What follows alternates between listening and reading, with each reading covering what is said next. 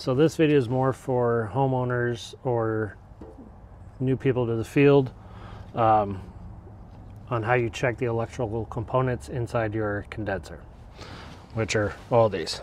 Okay, capacitor, contactor, we'll go over all of that. First things first, unplug this, okay?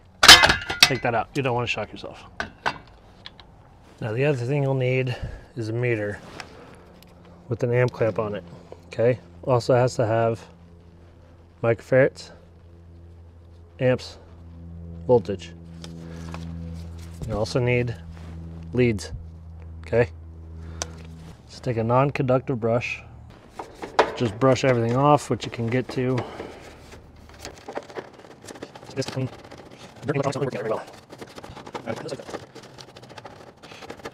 Now in every unit, you're gonna have two main components. One is your contactor, the other one is your capacitor. This is the switch that actually turns on your unit. Your capacitor, this is what's called a dual capacitor, so it's actually 2 in 1.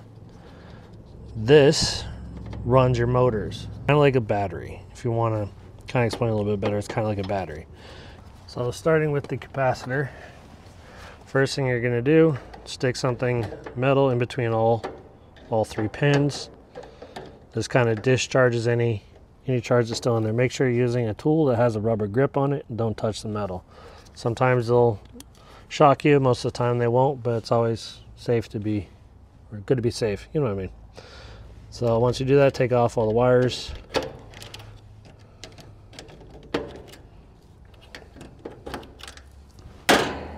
And pull them off, make sure they're not touching the terminals. Then you're going to take your meter. And mine, most of them will say MFD. Mine does not, but it has this symbol. That's the capacitance symbol, microfarads.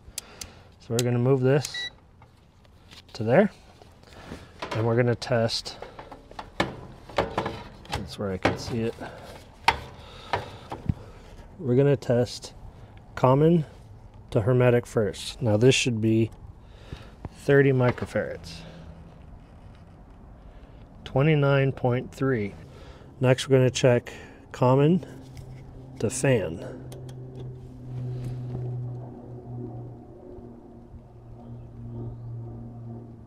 7.3. Supposed to be what? 7.5. So we're still good. So now put the wires back on. Make sure you put them in the right spot.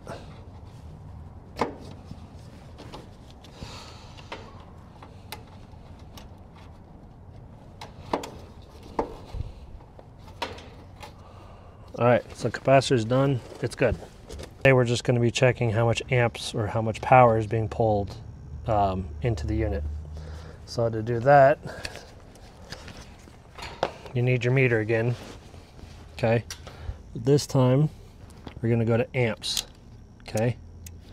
Right here. This is gonna measure how much power is being used. This is the main power coming in. That's what we're going to check first. Then we're going to check each motor itself. So we'll check your compressor and your fan. So now you have your meter on. You're going to take your disconnect, okay, and you're going to put it where it says on. If you have it like this, it's off, this, on.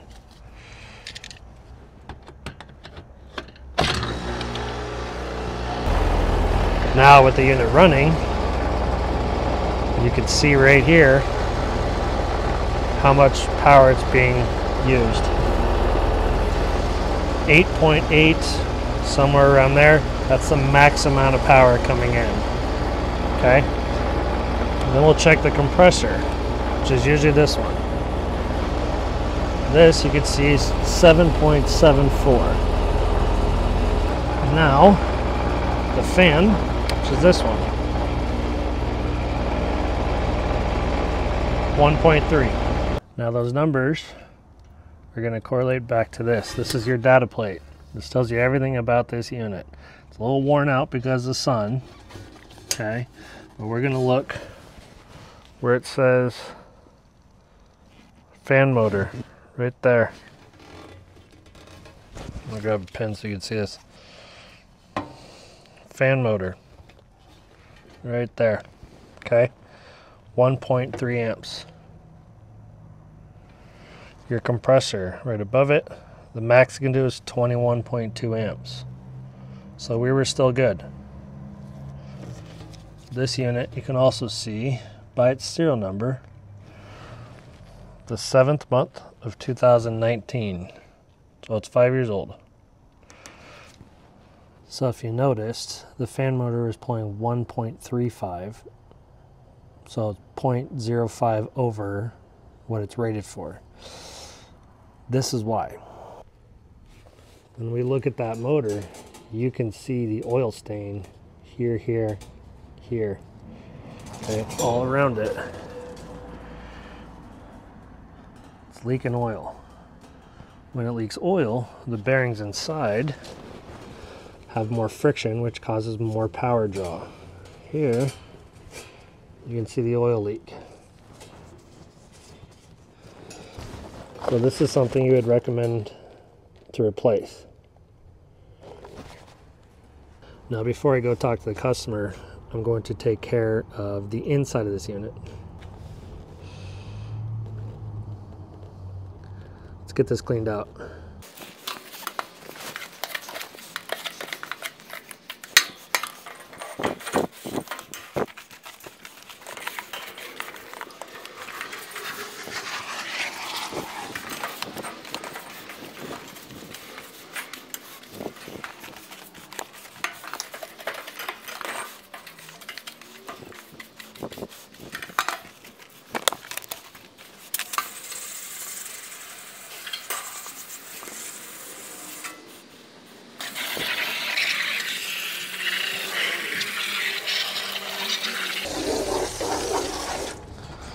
That's just not going to cut it.